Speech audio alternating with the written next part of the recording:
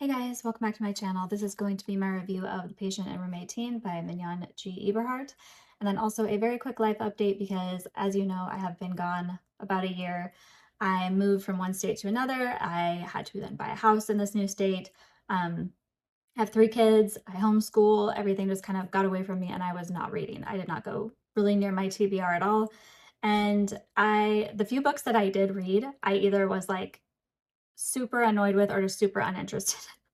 And I didn't want to come on here and just be, putting out a video to put out a video. If I have something to say, I want to come on here and talk about it, but I just didn't feel like I had anything interesting to say about those books. Um, if you want me to go over that list in a future video, just all the things that I read, a yes, no, should you check it out, should you not, I'm happy to do that. Just let me know in the comments. But let's get into this book because this book was sold to me as the American Agatha Christie. And I would say no. She's not Agatha Christie. She's American, but definitely not on the same level for me as Agatha Christie. This is going to be an introductory novel to her character, Sarah Keat, who is then, has her own series of, oh, there's a window there, then has her own series of novels. So I like this book. I would say it's about a 3-star read for me, being that it is an introductory novel to this whole character and, it has to do a lot of setup for this first book. I feel like it was good, but as far as character development, it was definitely lacking. And when you were comparing it to Agatha Christie, who is so good at character development, and I just love her detectives. Like, I love Poirot, I love Miss Marple, and she does such a good job of making you really, really invested in those characters. This one needed more work, more of that setup. So it's about a woman, Sarah Keat, who's in her 30s, 40s. She's a head of a hospital, and she's going to be dealing with murder and robbery, and that's kind of where this book is going to be starting. So a quick, I'll just go over the plot. It's oh, look, there's an Amazon delivery truck. So it's going to start with her, he slowed down, don't come to my house. Oh, so embarrassing. Oh, my dry shampoo just got delivered. Okay. So this is going to basically start off with a dinner party, and it's going to be some of the doctors from the hospital, Sarah Keat, one of her friends, and who's also a nurse. The lady who lives at the house, who's kind of like the lady of the house, she's the cousin, I want to say, that one of the doctors. She sets up this party. Her name is Coral. I think that's how they say it. It's not, I'll put the, how it's written here. But yeah, so there's nurses, doctors, another lady, another gentleman. They're all at this dinner party. And basically everybody at this dinner party is going to, at one point, be talking about this radium that the hospital has procured for one of their patients. But they got a lot of radium that is in turn worth a lot of money. So all of them at one point, except for Sarah, says, yes, I would love to have money. I would do anything for money. And so then later, when a patient is killed and the radium is stolen, you have a whole bunch of suspects. And then you get to go through the book and try and figure out, of course, who did it and the real motivation behind the murder. So what happened to the radium? What happened to the patient? Then there is another murder very quickly that happens, and then another murder. So room 18 kind of becomes this cursed room, and they even try and bring in some almost supernatural elements to, kind of throw you off. But I will say 3 stars. It's fun. It's interesting enough, but it's no Agatha Christie, in my opinion. So quick spoilers, and I will say if you are not used to reading books set in the time period, which would be, let's see when this was written, around 1929. They do not talk the same way we talk now. They are going to have things that they believe that we do not believe now. This is of its time. One of the girls that I mentioned, Coral, I think is how you say her name, is going to be brought up, slight spoiler, that she is of mixed race, or they say mixed blood. Obviously, I wouldn't say that now, but that's how they say it in the book. And this kind of is said to be not necessarily like negative. It is, I think, I think the author is implying that it is, but it's mainly brought up to imply that maybe she has some connections to the supernatural, voodoo, which is a very odd thing to throw out just because someone has is mixed race, but this is something that is in the book. If it was going to be offensive to you, don't read it. Definitely just avoid this one.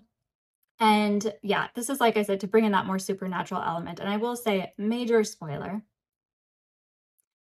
Pearl is not the murderer. I'm just going to put that out there because I want to say for her character, and like I said, major spoiler, at the end, she's getting hers. Like, I like that about Coral. And I think they set her up to be kind of this like worldly character. And it's, like she ends up rich and, gets what she wants in the end. So I almost felt like, even though they tried to set it up as like the more, is this, a negative aspect of her character because she's of mixed race, which would be a very, common thing to think of in the 1920s. She is the one who kind of wins, she gets hers. And I was like, good on you, Coral. Like, don't let anything keep you down. And she doesn't. So that's how I feel about that. And then the other things that might be, it's like there's just going to be the ideas of men and women and, that are going to be very of that time.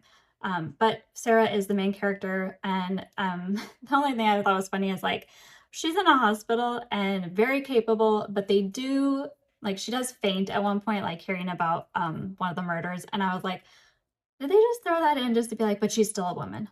Don't worry, she's still a woman. Like, she can still faint. Things can still get to her. I'm like, I don't want my nurse fainting. Like, you better not be fainting on me.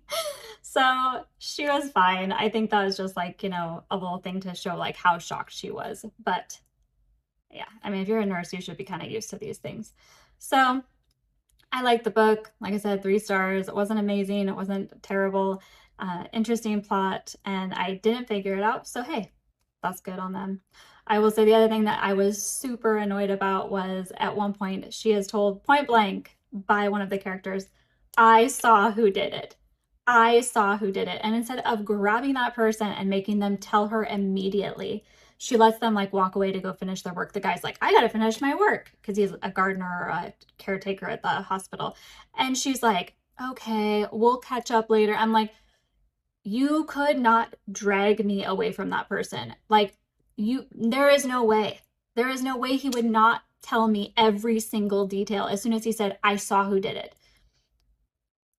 Obviously, like, her not getting that information means that the plot gets stalled and things happen to where that information gets lost for a while because she didn't get it right then and there. And I was like, girl, no, you're not taking this seriously enough. Like, he has the information, you need the information. He just said, I saw who committed the murder, and you're like, go finish your work for the day. Like, we'll catch up late. I'm like, nah, this is why you're not the detective. There is a detective character in this novel that I really like. Sarah is just kind of like his helper. She is the main character. You're going to see everything through like her eyes. But I did like him. I'll put his name there because it escapes me at the moment. And I really did like him, but he's definitely like not, I like that he's not like Poirot, not like Sherlock. He's very,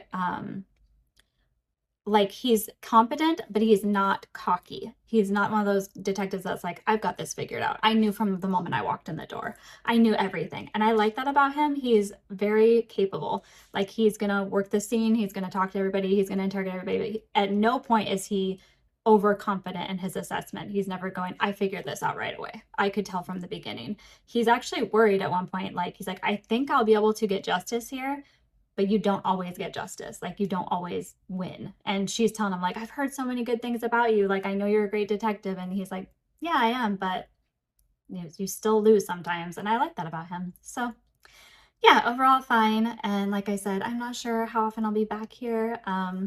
If you have any recommendations, for sure, let me know in the comments. My son got me a book from a little free library that's like a 1980s thriller, which, like, my algorithm on YouTube was pushing The Sopranos really hard, and I feel like that book then just like fell into my lap, and it's like a mafia like thriller. I didn't know I was interested in it. I'm not sure that I am, but I'm giving it a try and we'll see. So maybe you'll be getting a review on that. But if you have a recommendation, let me know in the comments. And if you've watched this so far, please like and subscribe and let me know what you're reading. But I hope to talk to you all soon.